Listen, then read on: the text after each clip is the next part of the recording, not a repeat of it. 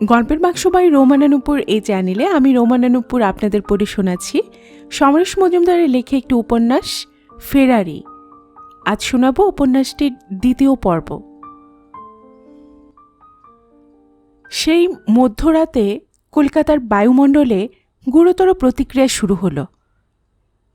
কোনো হঠাৎ ছড়ে আসা নক্ষত্রের আকর্ষণে পৃথিবীর এই বিশেষ শহরটি উত্তপ্ত হয়ে উঠল। সামান্য ভূমিকম্প অনুভূত হওয়ায় কলকাতার মানুষের ঘুম ভেঙে গেল। স্বপ্নেন্দু লাফিয়ে বিছানায় উঠে বসে দেখল জানলা দিয়ে প্রচণ্ড তপ্ত বাতাস ঘরে ঢুকছে। এত তার তাপ যে গায়ে ফোস্কা পড়ে যাচ্ছে এবং সমস্ত শহর জুড়ে মানুষের চিৎকার শুরু হয়েছে। যারা ভয় পেয়ে বাইরে বেরিয়ে এসেছিল তারা আবার একটা আচ্ছাদন খুঁজছে। মানুষের আর্তনাদে শহরটা উন্মত্ত হয়ে উঠেছিল। টলতে টলতে জানলা বন্ধ করে দিতে যেটুকু সময়, তাতেই সমস্ত শরীর ঝলসে গেল স্বপ্নেন্দুর। চিৎকার করে উঠল সে। মনে হচ্ছিল নিঃশ্বাস বন্ধ হয়ে যাচ্ছে। অন্ধকার ঘরেও উত্তাপ কমছিল না। স্বপ্নেন্দু হাত মুখ ঘষতেই অনুভব করল চামড়া উঠে আসছে। উন্মাদের মতো সে বিছানায় ঝাঁপিয়ে পড়ল। বিছানাটা গরম, কিন্তু আশ্চর্য, পড়েনি। জ্ঞান ফেরার পর স্বপ্নেন্দুর প্রথম খেয়াল হল সে বেঁচে আছে। আর আশ্চর্য, তার শরীরে সে প্রচণ্ড জ্বলনিটা নেই। প্রথমে মনে হলো কাল রাত্রে সে একটা দুঃস্বপ্ন দেখছিল। যা শুনেছিল তা স্বপ্নে। হাতটা মুখে ঘষতে গিয়ে সে চমকে উঠল। স্পর্শ পাচ্ছে না। হাড়ে হাড়ে যেন সামান্য শব্দ হলো। তড়াক করে লাফিয়ে উঠল স্বপ্নেন্দু। লাফাতে গিয়ে শরীরটাকে এতটা হালকা লাগলো যে পড়ে যেতে যেতে সামলে নিল। তারপর নিজেকে দেখে চিৎকার করে উঠল। রাত্রে পাজামা পরে শুয়েছিল স্বপ্নেন্দু। এখন উঠে দাঁড়াতেই সেটা খুলে পড়ে গেল। স্বপ্নেন্দুর গলা থেকে একটা জান্তব শব্দ বেরিয়ে এলো। পাগলের মতো সে ছুটে গেল বিশাল আয়নার সামনে। তারপর অজ্ঞান হয়ে পড়ে গেল মাটিতে। পড়ে স্থির হয়ে গেল। চেতনা ফিরতে স্বপ্নেন্দু আবার উঠে বসল।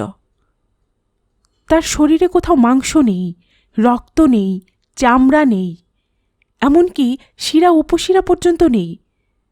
শুধু শরীরের খাঁচাটা আস্ত রয়েছে। আর শুনছে হৃৎপিণ্ডের আওয়াজ। ঘড়ির মতো শব্দ করে চলছে সেটা। স্বপ্নেন্দুর মনে হলো সে দুঃস্বপ্নটা এখনও দেখে যাচ্ছে। একটু একটু করে উঠে দাঁড়িয়ে সে চলে এলো আয়নার সামনে। মেডিকেল কলেজে এরকম কঙ্কাল দেখেছে সে।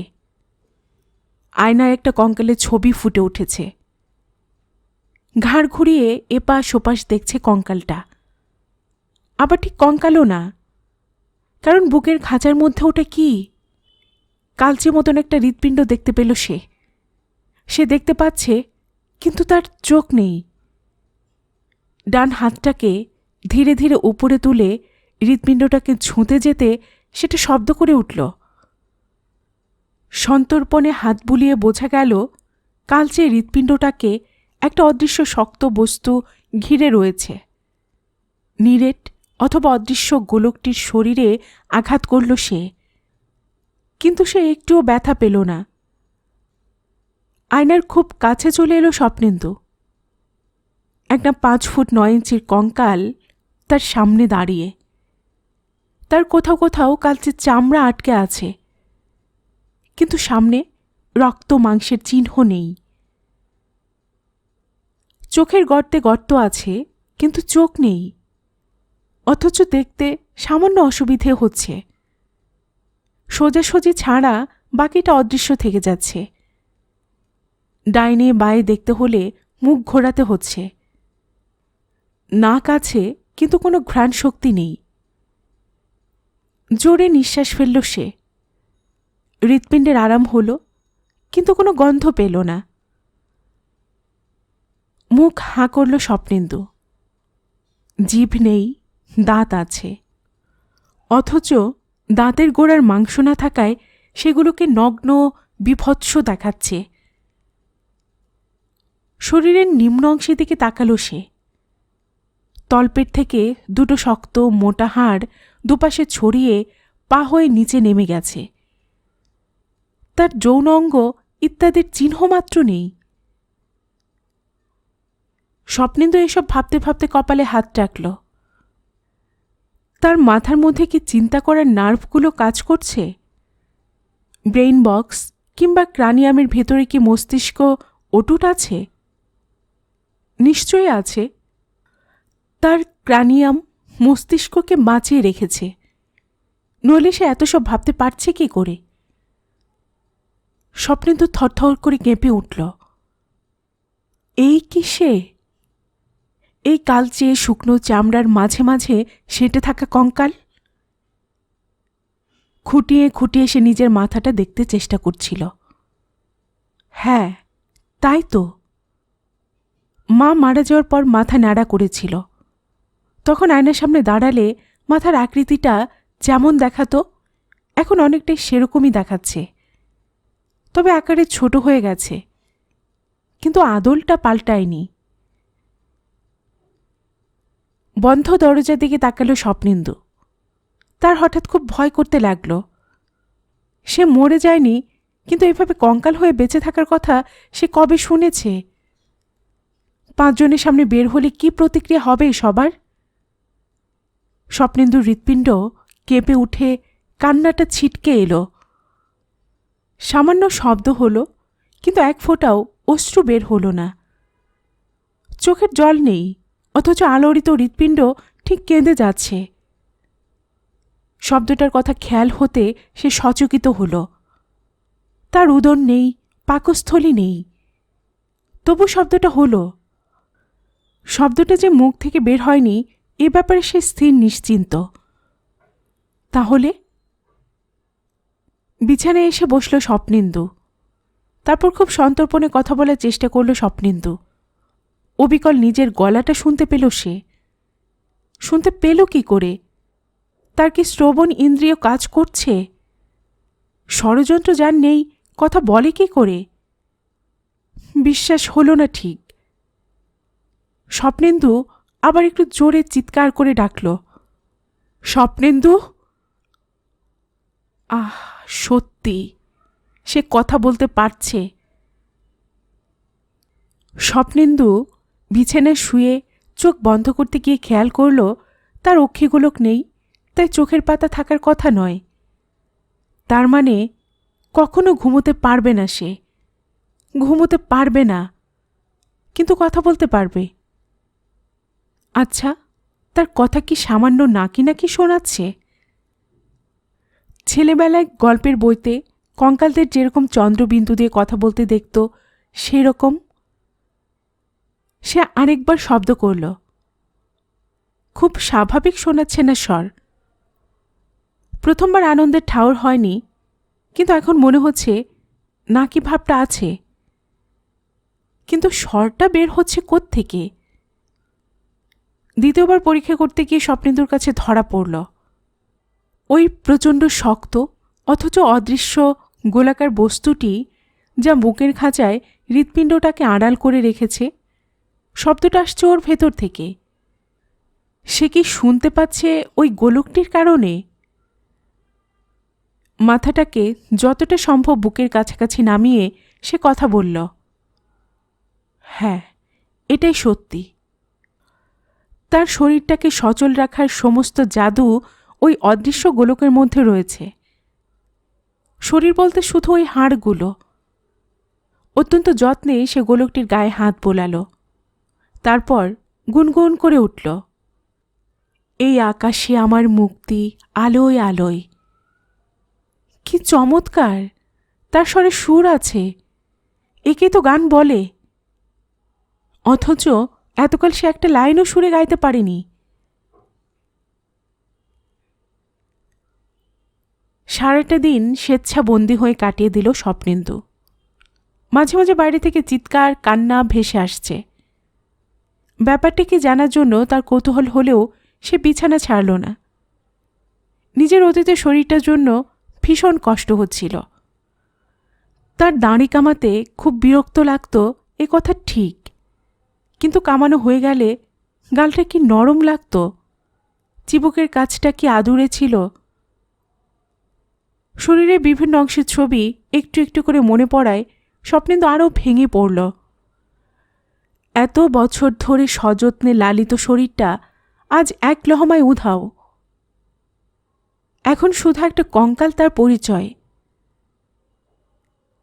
কিছুক্ষণ কাটা ছাগলের মতো ছটফট করল সে, তারপর নেতেই রইল বিছানায়।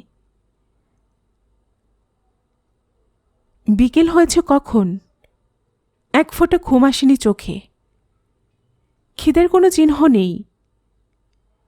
স্বপ্নেন্দু ধীরে ধীরে বিছানা ছেড়ে উঠে দাঁড়াতে নিজেকে খুব হালকা বোধ করল। তারপর কাছে এসে সন্তর্পণে পাল্লাটা খুলতে নির্জন রাস্তাটা চোখে পড়ল। একটাও মানুষ নেই, গাড়ি ঘোড়া চলছে না, এবং বাতাসে একটা ঘোলাটে ভাব। তারপরে নজরে এলো ঠিক উল্টো দিকের বাড়িটার গায়ে বেশ ছাঁকড়া বটগাছ ছিল। বিকেলবেলায় পাখিরা তাতে হাট বসাত। সেই বটগাছটাকে চেনা যাচ্ছে না, পাতা নেই, ছোট ডালগুলো অদৃশ্য হয়েছে, শুধু মোটা গুড়িটা পুড়ে কালচে হয়ে রয়েছে। স্বপ্নেন্দুর অস্বস্তি হচ্ছিল, পৃথিবীটা পাল্টে গেল নাকি? সবকিছু কেমন অচেনা দেখাচ্ছে। এই সময় সে শক্ত হল। একটা মানুষ আসছে, খুব দ্রুত হাঁটছে লোকটা, অনেকটা কমিক ফিল্মের মতো।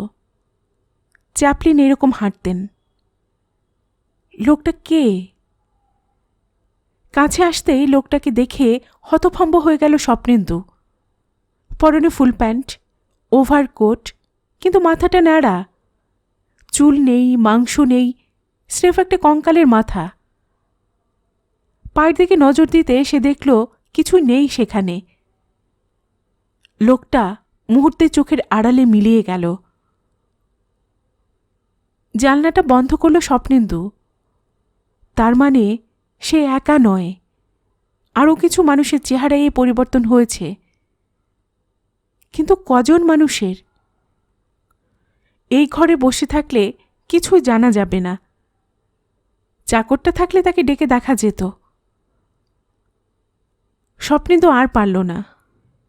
পায়জামায় দুটো পা গলিয়ে দড়িটা মারতে গিয়ে দেখল সেটা কোমরে থাকছে না। অনেক কায়দার পর মোটামুটি ভদ্রস্থ হল। গেঞ্জিটা এখন ঢলঢল করছে, তার উপর পাঞ্জাবিটাকে মনে হচ্ছে হ্যাঙ্গারে ঝোলানো হয়েছে। অভ্যেসে চুলে হাত বোলাতে গিয়ে হোঁচট খেল সে। আয়নার সামনে দাঁড়িয়ে নিজের চেহারা দেখে হঠাৎ হাসি পেয়ে গেল। তুমি স্বপ্নেন্দু, তোমার আসল চেহারা হলো এই, অবিকল কাকতাড়ুয়া। এতকাল মাংস চামড়ার দৌলতে খুব ফুটুনি করেছ, আসল বস্তুটিকে চাপা দিয়ে দিব্যি ঘুরে বেরিয়েছ। তোমার মুখের গড়নে কিঞ্চিত গরিলাদের ছায়া আছে। তোমার পূর্বপুরুষ যে বনমানুষ ছিল এ থেকে স্পষ্ট প্রমাণিত হয়। জুতোগুলোর দিকে তাকালো সে। ওগুলো এখন পায়ে সম্পূর্ণ বেমানান, ঢলো করবে, হাঁটা যাবে না। বরং হাওয়াইটা চেষ্টা করা যেতে পারে। পায়ে ঢুকে দেখা গেল সেটা বেশ বড়, তবে হাঁটা যাচ্ছে। অভ্যেসবশে ঘড়ি পরতে গিয়ে জব্দ হল। স্টেনলেসের ব্যান্ডটা হাত গলে বেরিয়ে আসছে। ওটাকে ছোট করা দরকার। প্রায় 36 ঘন্টা হয়ে গেল, কিন্তু দম ফুরোয়নি ঘড়িটার। এটাকে নিয়ে আর কি হবে? আয়নার দিকে তাকিয়ে মনটা খুঁতখুত করছিল। নাড়া মাথাটা ভীষণ কটকটে লাগছে। চট করে একটা চাদর বের করে একটা পাক বুকে জড়িয়ে মাথাটা ঢেকে নিল স্বপ্নেন্দু। তারপর সন্তর্পণে দরজা খুলল। বাতাসটা এখনো গরম, তবে সহনীয় হয়ে এসেছে। কয়েক পা হাঁটতেই সে চমকে উঠল। ডান দিকের মোড়ে একটা চায়ের দোকান ছিল। দোকানটা অবিকল রয়েছে, কিন্তু সেখানে বসে আছে গোটা 5 কঙ্কাল।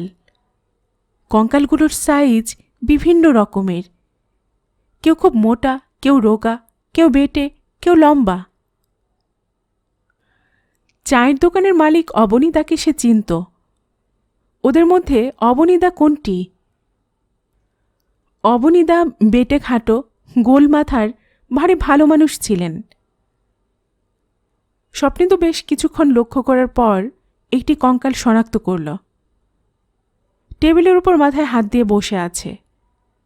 স্বপ্নেন্দু আরও লক্ষ্য করল 5 জনের মধ্যে 2 জন সম্পূর্ণ নগ্ন। প্রচণ্ড কুৎসিত দেখাচ্ছে তাদের। অবনীদার পরনে একটা ধুতি জড়ানো, ওপরে সেই শার্টটা, খাকি রঙের, দুদিকে পকেট। এদের দেখে মন কিছুটা শান্ত হলো।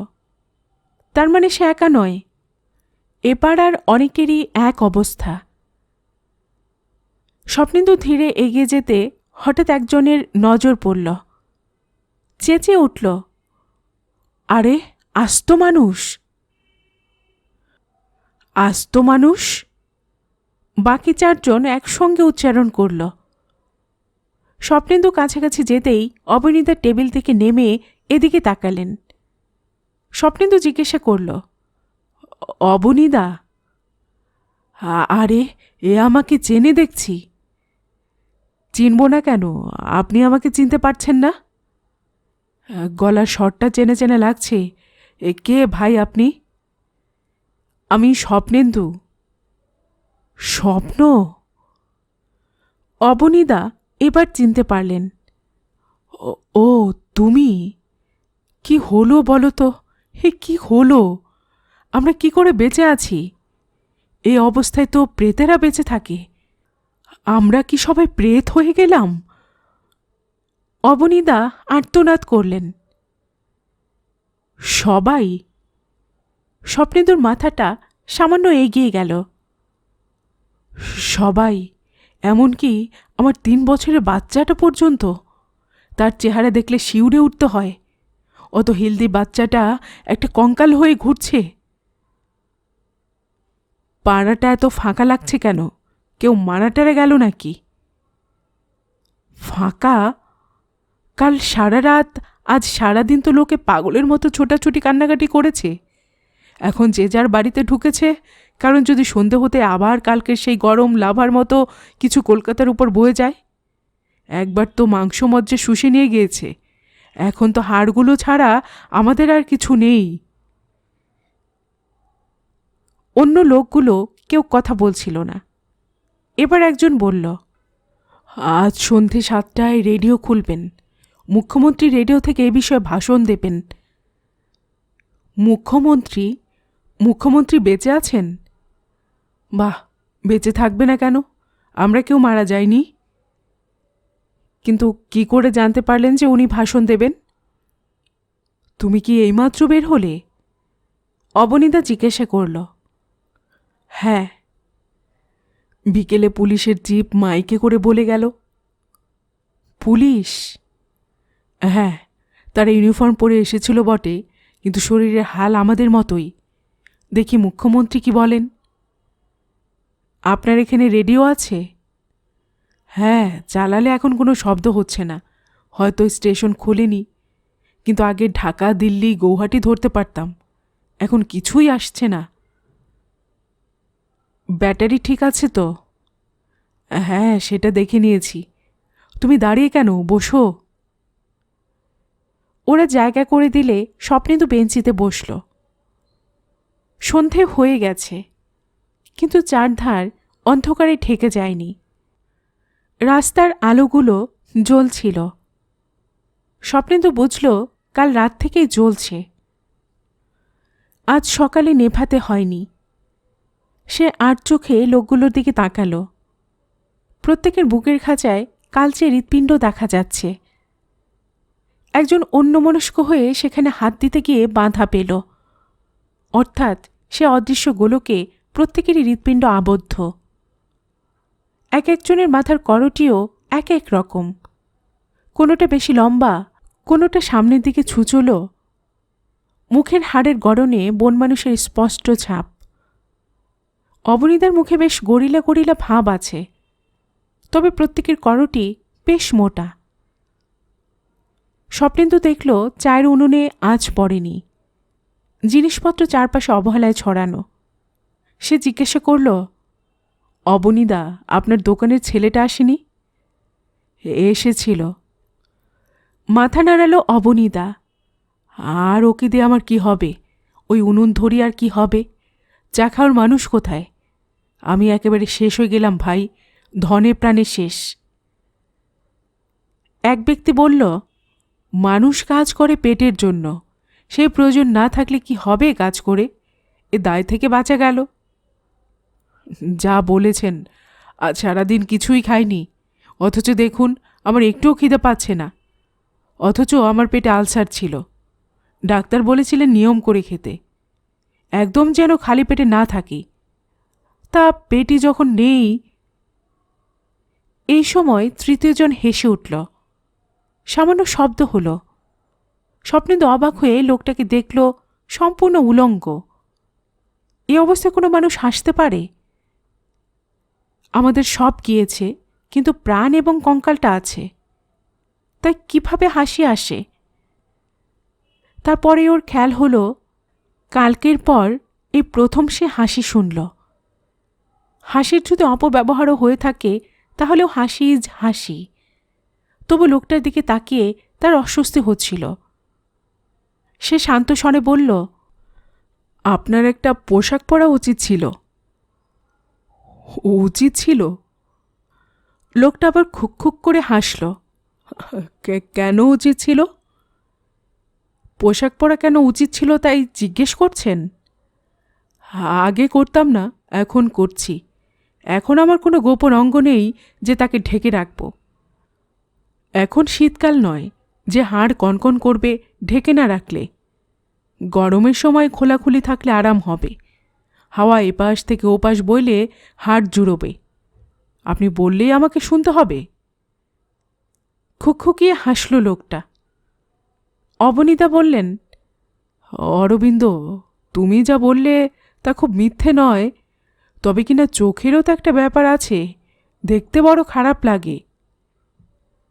সে আলাদা কথা, উনি উচিত বলছেন। উচিত বলার কি, মুখ্যমন্ত্রী নাকি? স্বপ্নেন্দু বলল, মুখ্যমন্ত্রী বললে শুনতেন? এই দেখো, আমরা এখানে কি জন্য বসে আছি? মুখ্যমন্ত্রী 7টার সময় রেডিওতে কিছু বলবেন বলেই তো। আমরা তো তার কথা শুনব। স্বপ্নেন্দু আর কথা বাড়াল না। এক একটা লোক থাকে ঝগড়াটে টাইপের, যে কোনো ছুতো পেলে তাদের জিভ লকলকিয়ে ওঠে। এত বড় একটা পরিবর্তন হয়ে গেল, তবু লোকটা স্বভাব পাল্টালো না। স্বপ্নেন্দু আবার লোকগুলোর দিকে তাকালো। সম্পূর্ণ ভৌতিক দৃশ্য। একদিন আগে হলে তবু লোকটার এইরকম চেহারার সঙ্গে বসে আছে ভাবলে বুক শুকিয়ে যেত। এ সময় অবনীদা রেডিওটাকে খুলে দিলেন। সেই কু শব্দ শুরু হয়েছে। এখন চুপচাপ চারধার। গরম বাতাসটা থেমে গেছে। রেডিও স্টেশন শুরু হওয়ার সিগন্যালটা বন্ধ হয়ে পুরুষ কণ্ঠ শোনা গেল। আকাশবাণী, কলকাতা। বিশেষ ঘোষণা। পরিবর্তিত পরিস্থিতিতে গতকাল থেকে আকাশবাণীর নিয়মিত অধিবেশন বন্ধ রাখতে হয়েছিল বলে আমরা দুঃখিত। এখন সমস্ত কলকাতাবাসীর কাছে পশ্চিমবঙ্গের মুখ্যমন্ত্রী বিশেষ বক্তব্য রাখবেন। কয়েক সেকেন্ড নীরবতার পর মুখ্যমন্ত্রীর পরিচিত কণ্ঠস্বর শোনা গেল। বন্ধুগণ, আমরা অভূতপূর্ব একটি পরিস্থিতির সম্মুখীন হতে বাধ্য হয়েছি। পৃথিবীর ইতিহাসে কখনো এমন ঘটনার কথা এর আগে শোনা যায়নি। গতকাল রাত 10:30টার সময় হঠাৎ দূর মহাকাশের একটি নক্ষত্র স্থানচ্যুত হয়। তারই আকর্ষণে পৃথিবীর একাংশে প্রতিক্রিয়া দেখা যায়। আমাদের দুর্ভাগ্যের কিংবা সৌভাগ্যের বিষয়, সেই একাংশটি হল কলকাতা শহর। হঠাৎ বাতাস উত্তপ্ত হয় এবং পরমাণু বিস্ফোরণের প্রতিক্রিয়া অথবা আগ্নেয়গিরি থেকে উদ্ভূত লাভার মতো একটি হাওয়া কলকাতার উপর বয়ে যাওয়ায় মানুষের শরীর থেকে রক্ত, মাংস, ধমনী অদৃশ্য হয়ে যায়। শুধু মানুষ নয়, কলকাতার যত পশু পাখি ছিল তাদেরও এই হাওয়ার শিকার করে। মানুষ এবং সুগঠিত প্রাণীরাই শেষ পর্যন্ত জীবিত থাকতে পেরেছেন। সেই সময় চালু থাকা কিছু ক্যামেরায় অদৃশ্য লাভার রং ছিল কালো। মাত্র আধ ঘন্টা ওই লাভা স্রোতের স্থায়িত্ব, কিন্তু তার মধ্যেই আমাদের পরিচিত মানবীয় চেহারা লুপ্ত হয়। কলকাতার চৌহদ্দিতে যত গাছপালা, ফুলের বাগান এবং ঘাস ছিল সব ছাই হয়ে যায়। এই মুহূর্তে আমরা বাইরের পৃথিবী থেকে বিচ্ছিন্ন। আমি আমাদের বিজ্ঞানীদের বলেছি তারা যেন অবিলম্বে বহির্বিশ্বের সঙ্গে যোগাযোগ করেন। আমি তাদের এও বলেছি প্রাকৃতিক পরিবর্তনের হেতু আমাদের শারীরিক পরিবর্তন হয়েছে। কোনো অবস্থায় আবার আগের চেহারায় আমরা ফিরে যেতে পারি কি না। বন্ধুগণ, আমি জানি এই পরিবর্তন মেনে নেওয়া খুব কঠিন। এতদিন আমরা যে শরীর দেখে অভ্যস্ত হয়েছি তার ব্যতিক্রম অবশ্যই পীড়া দেবে, কিন্তু জনসাধারণকে অনুরোধ করছি এই যে পরিবর্তন ঘটে গেল তা আপাতত অনেকগুলো সমস্যা থেকে মুক্তি দেবে। প্রথমত, খাদ্যবস্তুর অভাব আমরা অনুভব করব না। পৃথিবীতে আমরা জন্মগ্রহণ করি এবং জীবিত থাকি কিছু কাজ করবার জন্য, যা দেশের উপকারে লাগে এবং মনে শান্তি হয়। কিন্তু এতদিন আমরা শরীর টিকিয়ে রাখতে অনেক বাজে সময় ব্যয় করতাম। খাদ্য উৎপাদন এবং অর্থ নষ্ট হতো। এখন আমাদের আর এসব নিয়ে ভাবতে হবে না। এই মুহূর্তে আমাদের হাতে পর্যাপ্ত বিদ্যুৎ এবং আধুনিক জীবনের যাবতীয় প্রয়োজনীয় বস্তু মজুদ আছে। আমি কলকাতাবাসীর কাছে আন্তরিক আবেদন করছি তারা যেন অবিলম্বে স্বাভাবিক কাজকর্মে যোগ দেন। যে যা করছিলেন এতকাল, আগামীকাল থেকেই সেসব কাজ শুরু করেন। শারীরিক পরিবর্তনের কারণে যারা কর্মচ্যুত হবেন, সরকার তাদের সমস্ত দায়িত্ব নেবে। আমরা স্বাভাবিক জীবনযাত্রা ফিরিয়ে আনতে উদ্যোগী হয়েছি। আপনারা সাহায্য করুন। কাল থেকে যে যার কাজে যোগ দিন। বন্ধুগণ, প্রথমে আমি বলেছি কলকাতা দুর্ভাগ্য কিংবা সৌভাগ্যের অধিকারী। কেন সৌভাগ্য তা ব্যাখ্যা করা দরকার। এতকালে এই যুক্তরাষ্ট্রীয় অর্থনৈতিক অবস্থায় এবং সামাজিক পরিবেশে আমরা অনেক কাজ ইচ্ছে থাকলেও করতে পারিনি। আমরা একটি বিপ্লবের স্বপ্ন দেখতাম, কিন্তু পরিস্থিতি আমাদের অনেক দূরে থাকতে বাধ্য করেছিল। গতরাত্রে আমরা সেই সৌভাগ্যের অধিকারী হয়েছি। এই শারীরিক পরিবর্তন আমাদের কী কী সুবিধে এনে দেবে তার বিস্তারিত ব্যাখ্যায় না গিয়েও প্রধান কয়েকটি কথা জানাচ্ছি। এখন থেকে মানুষের সঙ্গে মানুষের কোনো শারীরিক পার্থক্য থাকবে না। কালার প্রবলেম বা গায়ের চামড়ার পার্থক্যপ্রসূত যে ব্যবধান তা দূর হবে।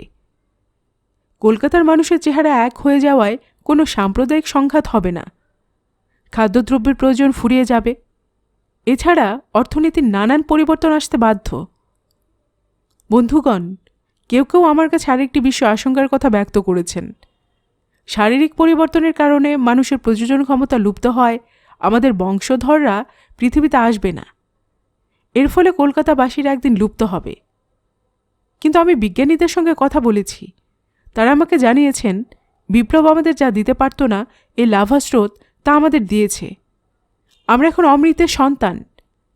মৃত্যুর কালো হাত আর আমাদের স্পর্শ করবে না। আমরা অমর। যতদিন পৃথিবী থাকবে ততদিন আমরা বেঁচে থাকব।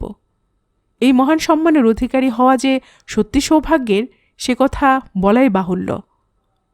তবু আমি বিজ্ঞানীদের অনুরোধ করেছি তারা গবেষণা করুন, এমন একটা আবিষ্কার করুন কলকাতাবাসীরা যেন প্রযোজন ক্ষমতার অধিকারী হয়।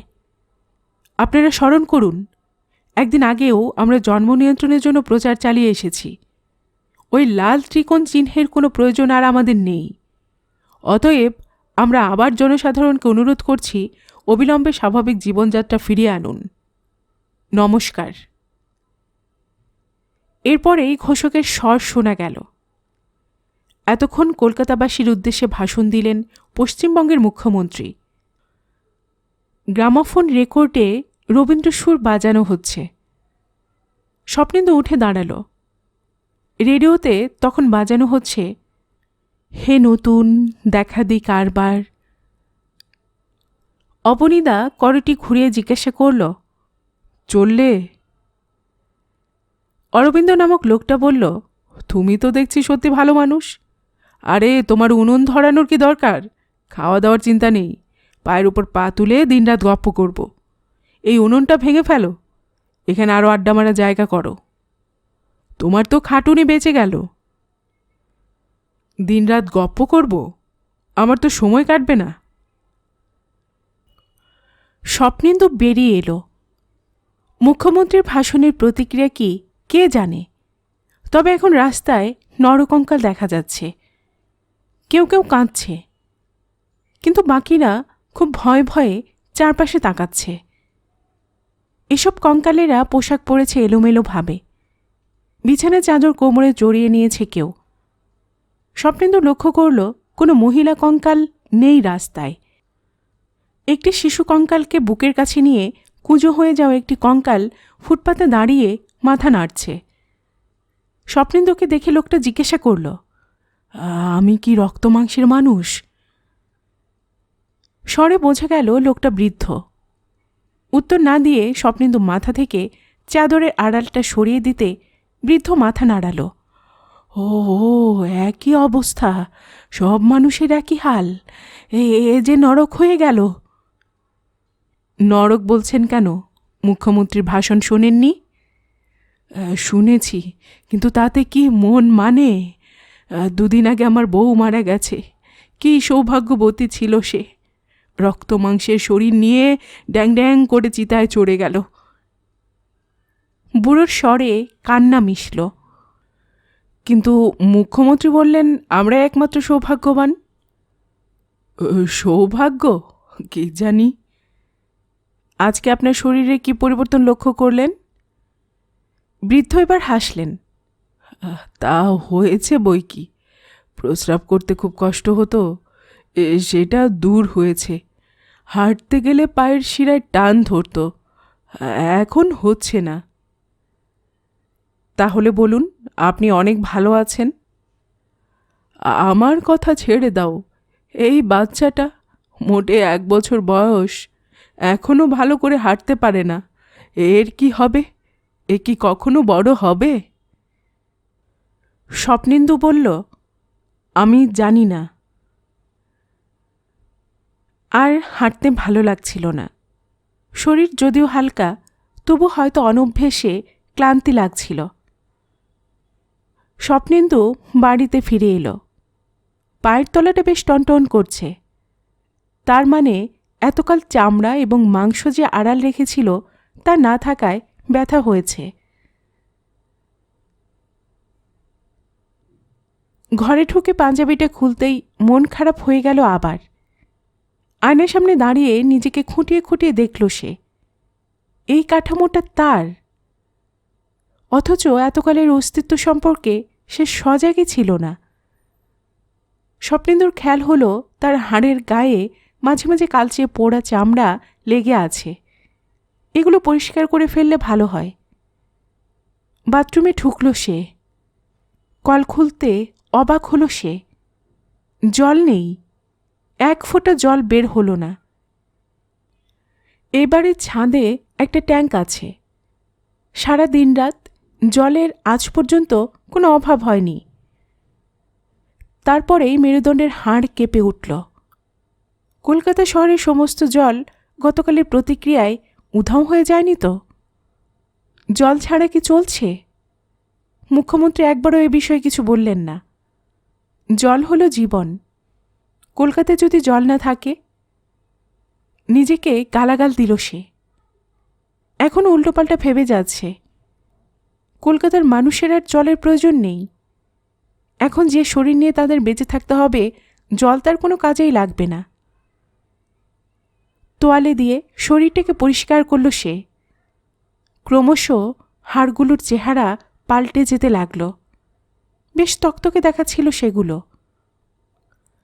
আয়নার সামনে এসে দাঁড়াতেই নিজের শরীরটাকে একটু পছন্দসই বলে মনে হলো। আর তখনই সুজিতের কথা মনে পড়ল। সুজিত গতকাল ফোন করে বলেছিল আজকে সন্ধ্যায় যেন সে যায়। এই চেহারা নিয়ে যাওয়া যায়? তাছাড়া সুজিতের কি অবস্থা? ও তো নামকরা চিত্রাভিনেতা। পাশের ঘরে টেলিফোন। খুব সন্তর্পণে ডায়াল করল স্বপ্নেন্দু। এটা এখন কাজ করছে কিনা কে জানে, কিন্তু ডায়াল টোন ছিল। যখন স্বপ্নেন্দু শুনল ওপাশে রিং হচ্ছে, তারপরেই সুজিতের নার্ভাস স্বর কানে এলো। হ্যালো সুজিত, আমি স্বপ্নেন্দু। ও, তুমি কেমন আছো? আমি আমি শেষ হয়ে গেছি, কমপ্লিট ব্রোক। আয়নার সামনে দাঁড়াতে পারছি না, কি ভয়ঙ্কর। আমি এখন কি করব? ঘরের দেওয়াল জুড়ে আমার যে সুন্দর ছবি, সেদিকে তাকালে বুক জ্বলে যাচ্ছে। কেউ আর আমার দিকে ফিল্ম অ্যাক্টর বলে তাকাবে? জানলা দিয়ে দেখলাম রাস্তার মানুষজন আমারই মতো দেখতে, এমনকি আমার চাকরটার সঙ্গেও কোনো পার্থক্য নেই। মুখ্যমন্ত্রী বলেছেন বিপ্লবও এতটা আনত না। রেখে দাও বিপ্লব, এখন আর টালিগঞ্জে কাজ হবে ভেবেছ? আমি আজ সারাদিন আমাদের লাইনের সবাইকে কন্ট্যাক্ট করার চেষ্টা করেছি। তুমি জানো মিস মিত্র আত্মহত্যা করতে গিয়েছিলেন? মিত্র? ও, তুমি সিনেমা দেখো না নাকি? বাংলার শ্রেষ্ঠ সুন্দরী নায়িকা, কিন্তু গলায় দড়ি দেওয়া সত্ত্বেও ওর মৃত্যু হয়নি। শুধু ঘাড়ের হাড় ভেঙে যাওয়ায় মাথাটা হেলে রয়েছে। এ কি হলো স্বপ্নেন্দু? জানি না, মুখ্যমন্ত্রী বলেছেন মেনে নিতে। তোমাদের আর কি, এসব এখন বলতে বাধা নেই। দেহপট শনে নট সকলই হারায়। উফ ভগবান, কি যে করি। তোমার ওখানে আজ আমার সেসব ক্যান্সেলড। ইয়ার কি হচ্ছে? আমার ফ্রিজে গাদা গাদা খাবার। কালকে 3টে রয়্যাল স্যালুট এনেছিলাম, সবচেয়ে দামি হুইস্কি। সব চোখের সামনে, অথচ আমি খেতে পারছি না। ওপাশে সজোরে রিসিভার নামিয়ে রাখার শব্দ পেল স্বপ্নেন্দু। এই প্রথম তার হাসি পেল। মিস মিত্র আত্মহত্যা করার চেষ্টা করেও পারেননি। মিস মিত্র সত্যি সুন্দরী। আর তখনই ওর মনে হেনা সেনের মুখ ভেসে উঠল। আজ সারাদিন নিজেকে নিয়ে এমন ব্যস্ত ছিল যে হেনার কথা মনেই পড়েনি। হেনা কেমন আছে? সঙ্গে সঙ্গে চিৎকার করে উঠল স্বপ্নেন্দু। সেই লোভনীয় শরীর আর তার চলনের ভঙ্গিটা চোখের সামনে দেখতে পেল। না, হতে পারে না। হয়তো হেনার ওদিকে অদৃশ্য লাভার স্রোত বয়ে যায়নি। হেনার তীক্ষ্ণ অথচ দিঘির মতো ভারী বুক এবং নিতম্ব চোখের কারুকাজ স্বপ্নেন্দুর মাথায় কিলবিল করতে লাগল। আর তারপরেই একটা ভয় হৃৎপিণ্ডটাকে আঘাত করল। যদি হেনা সেন আক্রান্ত না হয়, যদি তার শরীর এখন আগের মতো মাদকতা জড়ানো থাকে, তাহলে? স্বপ্নেন্দু ঝিম হয়ে বসে রইল। না, তা হতে পারে না। মুখ্যমন্ত্রী বলেছেন কলকাতার উপর দেশে অদৃশ্য লাভাস্রোত বয়ে গিয়েছে। হেনা সেন কোনোভাবে বেঁচে যেতে পারে না। ঠিক হলো না কথাটা। হেনা সেনের আগের শরীরটা অটুট থাকতে পারে না। যদি হেনা সেন আগের মতো থাকে, তাহলে সে কখনো তার সামনে দাঁড়াতে পারবে না। রক্তমাংসের ওই সুন্দরী কখনই একটি জীবন্ত কঙ্কালকে চোখে চেয়ে দেখতে পারবে না। ঘৃণা এবং ভয়ে মুখ ফিরিয়ে নেবে। স্বপ্নেন্দু স্পষ্ট অনুভব করল তার হৃৎপিণ্ড কাঁপছে। হেনা সেনের জন্য অদ্ভুত একটা আকর্ষণ বোধ করছিল সে। ঈশ্বর নিশ্চয়ই এতটা কঠিন হবেন না। ওই অদৃশ্য লাভাস্রোত নিশ্চয় হেনার বাড়ির উপর দিয়ে বয়ে গেছে। এখন এই রাত্রে কিছু জানবার উপায় নেই। ওর বাড়িতে টেলিফোন আছে কিনা তা জানে না স্বপ্নেন্দু। কাছাকাছি হলে না হয় হেঁটে যাওয়া যেত। ভীষণ কাহিল লাগছিল। আলোটা নেভাতে গিয়ে থমকে দাঁড়ালো সে। তার হৃৎপিণ্ড আবার কাঁপছে, শরীর স্থির। তারপর পায়ে পায়ে সে এগিয়ে গেল টেবিলের কাছে। কাচের বাটিটা টকটকে লাল হয়ে গেছে। উল্টো করে বসানো বাটিটার মধ্যে সেই লাল গোলাপটাকে এখন আরও জীবন্ত দেখাচ্ছে, আরও টাটকা। এমনকি ও নিটোল নরম পাপড়ির গায়ে সেই জলের ফোঁটাও চকচক করছে। লোভীর মতো ফুলের দিকে তাকিয়ে রইল স্বপ্নেন্দু। কি উদ্ধত ভঙ্গি রক্তগোলাপটার! হাত বাড়াল সে। কিন্তু তারপরেই কথাটা খেয়াল হলো।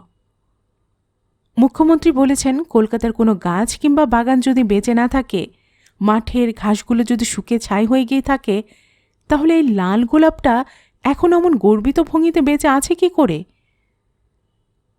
স্বপ্নেন্দুর মনে হলো হয়তো সমস্ত কলকাতায় এই একটিমাত্র জীবিত ফুল। যদি ওটা কোনো ফুলদানি কিংবা টেবিলে খোলা থাকতো, তাহলে আজ সকালে ছাই হয়ে যেত। কিন্তু কাঁচের পাত্রে নিশ্ছিদ্র আড়াল ফুলটাকে বাঁচিয়ে দিয়েছে।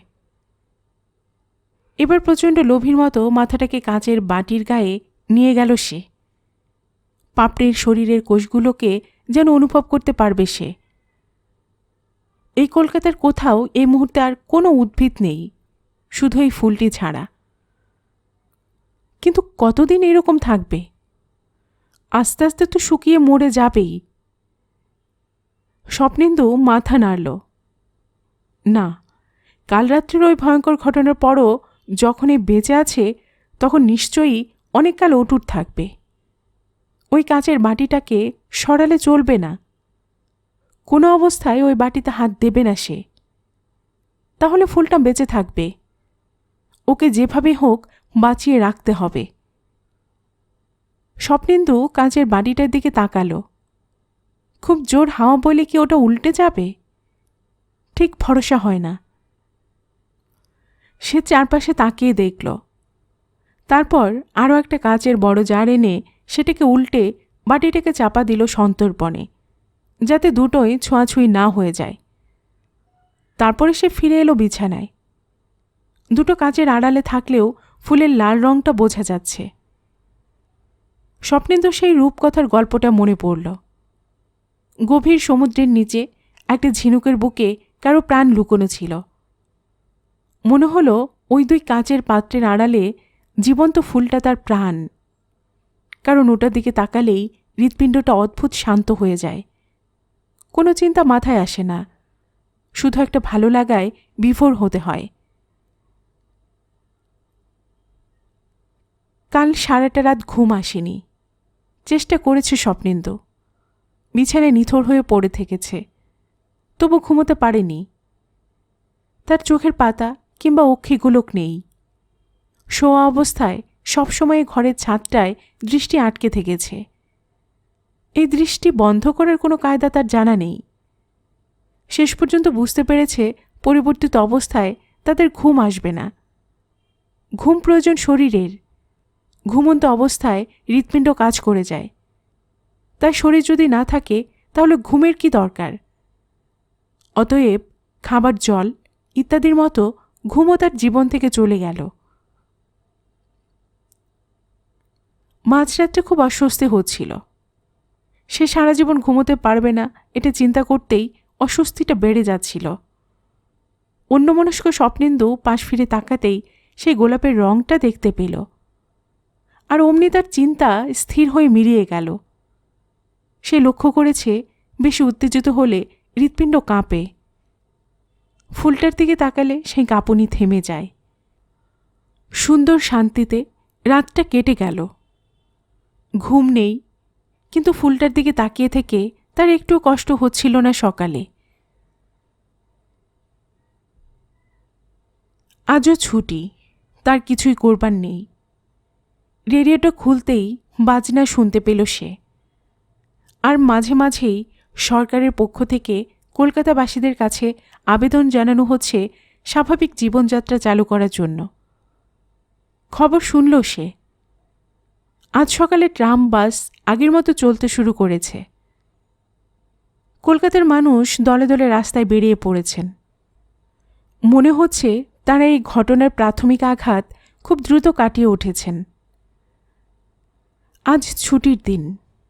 মুখ্যমন্ত্রী আবেদন করেছেন কাল থেকে সবাই যেন নিয়মিত অফিস কাছারিতে যোগ দেন। দুপুরে বাড়ি থেকে বের হলো স্বপ্নেন্দু, সেই পাজামা, পাঞ্জাবি এবং চাদর জড়িয়ে। আজ রাস্তায় অনেক লোক। স্বপ্নেন্দুর ভালো লাগলো প্রত্যেকে যে যার মতো পোশাক পরেছে। ট্রাম স্টপেজের কাছে আসতেই সে একটা স্বর শুনতে পেল। এই যে দাদা, খুব শীত নাকি? সে মুখ ফিরিয়ে তাকাতে দেখতে পেল 4টি মাঝারি সাইজের কঙ্কাল একটা রকে বসে আছে। প্রত্যেকের পরনে চাপা প্যান্ট এবং রঙিন জামা। করটির দিকে তাকালে বোঝা যায় ওদের বয়স খুব বেশি নয়। সে দেখছে বুঝে একজন বলল, অত লজ্জা কেন? আপনার মাথা কি আলাদা? খুলে ফেলুন, খুলে ফেলুন, 5 জনে দেখুক। আরেকজন পিনিক কাটল, যেন লজ্জাবতী বউ। স্বপ্নেন্দুর চোয়াল শক্ত হল। এরা যে রকবাজ তা বুঝতে অসুবিধে হচ্ছে না। সামনে বস্তির কিছু ছেলে এখানে এসে বসে আড্ডা মারে, কিস্তি করে, প্রয়োজনে বোমাটোমাও ছোড়ে। এই দলটা তার ব্যতিক্রম নয়। কিন্তু এখন সে কিছুই করতে পারে না। এই শরীর নিয়ে মারামারি করার কথা চিন্তা করাও যায় না। কিন্তু এত কাণ্ডের পরও ওরা ওদের স্বভাব ত্যাগ করতে পারেনি, সেটাই আশ্চর্যের কথা। এই জেনারেশনের ছেলেগুলো কি কোনো কিছুতে রিয়্যাক্ট করে না? তার মনে হলো ওরা আগের মতোই আছে, হয়তো ভালোই আছে। ধর্মতলা ট্রাম আসছিল। স্বপ্নেন্দু লক্ষ্য করল ড্রাইভারের শরীরে ওভারকোট, মাথায় মাফলার জড়ানো। কিন্তু লোকটা যে কঙ্কাল তা বুঝতে অসুবিধা হচ্ছে না। লোকটা নিশ্চয়ই তারই মতো, নইলে এই গরমে ওসব জড়িয়ে বের হয়। ট্রামটা থামতে উঠে পড়ল স্বপ্নেন্দু। বিভিন্ন সাইজের কঙ্কালে সিটগুলো ভরে আছে, কিছু দাঁড়িয়ে। বোঝা যাচ্ছে ছুটির দিনে সবাই কলকাতার নতুন চেহারা দেখতে বেরিয়েছে। এবং তখনই তার চোখে পড়ল লেডিস সিটে 2 জন মহিলা বসে আছেন। মহিলা, তার কারণ ওদের পরনে শাড়ি ব্লাউজ, আঁচল ঘোমটার মতো মাথায় জড়ানো। স্বপ্নেন্দুর হৃৎপিণ্ড থরথরিয়ে উঠল। মুখের দিকে তাকালে কেমন ছ্যাঁক করে ওঠে। সে আরও একটু সরে এলো। লেডিস সিটে কিছু জায়গা খালি আছে। যারা দাঁড়িয়ে তারা ইচ্ছে করে বসেনি। সে 2 মহিলার মুখের দিকে তাকালো। গোল গাল, ছোট্ট করটি, নাক এবং গালের হনুতে স্পষ্ট পার্থক্য আছে পুরুষদের সঙ্গে। হাতের হাড় সরু সরু, দেখলে বোঝা যায় খুব পলকা শরীর। পাশে দাঁড়ানো একজন বলল, বসতে চান বসে পড়ুন, লেডিস উঠলেই হয়ে যাবে। একজন মহিলা সে কথা শুনে মুখ তুলেই ফিরিয়ে নিলেন। এর নাকের ডগাটা বসা, কপাল উঁচু। কোনো মেয়ের চেহারা এত বিভৎস হতে পারে? মনে হতেই হেসে ফেলল স্বপ্নেন্দু। রাস্তায় বের হলে বোঝা যাচ্ছে পুরুষরাও কতখানি কুৎসিত দেখতে। এতকাল মাংস, চামড়া এবং রং প্রত্যেকের খামতি আড়াল করে রাখত। আজ কলকাতার কোনো দোকানপাট খোলেনি। ধর্মতলাটা ছুটির দিনে যেমন, তার থেকেও বেশি খাঁখা, যেন হরতাল হয়ে গেছে। শুধু কাতারে কাতারে মানুষ উৎসুক হয়ে বেরিয়ে পড়েছে। বাস চলছে গোটা কয়েক, কিন্তু প্রাইভেট গাড়ি চোখে পড়ল বেশ কিছু। যারা চালাচ্ছে তাদের ভঙ্গি ঠিক আগের মতনই। ট্যাক্সি একটাও বের হয়নি রাস্তায়। গড়ের মাঠের অবস্থা খারাপ হয়েছিল পাতাল রেলের কল্যাণে। এখন তো তাকানোই যায় না। সব ঘাস উধাও হয়ে নাড়া হয়ে গেছে চারধার। গাছগুলো পর্যন্ত পোড়া কয়লা। ইডেন গার্ডেন একটা পোড়া বাগানের চেহারা নিয়েছে। আরও কয়েক পা হাঁটার পর চমকে উঠল স্বপ্নেন্দু। গঙ্গায় 1 ফোঁটা জল নেই। চাপ চাপ শক্ত কাদার উপর মৃত জলচর প্রাণীর হাড় ছড়িয়ে আছে। নদীর কঙ্কালটাকে বিভৎস দেখাচ্ছিল। লঞ্চ এবং জাহাজগুলো নদীর কাদায় আটকে রয়েছে। জল নেই কথাটা মনে পড়ল। মুখ্যমন্ত্রী বলছেন বহির্জগতের সঙ্গে কলকাতা বিচ্ছিন্ন। তাহলে এই গঙ্গার শেষ যেখানে, সেখানে কি আছে? স্বপ্নেন্দুর মাথায় ঢুকছিল না নিশ্চয়ই গোটা সমুদ্রটা উধাও হয়ে যায়নি। অবশ্য কলকাতার বাইরে। গল্পের বাক্স বাই রোমানা নূপুর চ্যানেলে এতক্ষণ আপনাদের পড়ে শোনাচ্ছিলাম সমরেশ মজুমদারের লেখা একটি উপন্যাস ফেরারি এর 2য় পর্ব। আর এতক্ষণ গল্প পাঠিয়ে আমি আপনাদের সাথে ছিলাম রোমানা নূপুর। আপনারা যারা এই চ্যানেলের গল্প নতুন শুনছেন, আপনাদের সুবিধার্থে একটি বিনীত অনুরোধ, যদি আপনারা আরও এমন গল্প উপন্যাস শুনতে চান তবে নিচে লাল সাবস্ক্রাইব বাটনে একটি ক্লিক করে রাখুন ও একটি লাইক করে রাখুন। এতে এই চ্যানেলের ভিডিওগুলি খুঁজে পেতে আপনাদের সুবিধা হবে। আর পাশে থাকা ঘন্টা বাটনটিও চেপে রাখুন, যাতে নতুন কোনো গল্প দেওয়ার সাথে সাথেই আপনাদের কাছে নোটিফিকেশন চলে যায়। সবসময় সবাই খুব ভালো থাকুন, সুস্থ থাকুন ও আনন্দে থাকুন, এই প্রার্থনা রইল।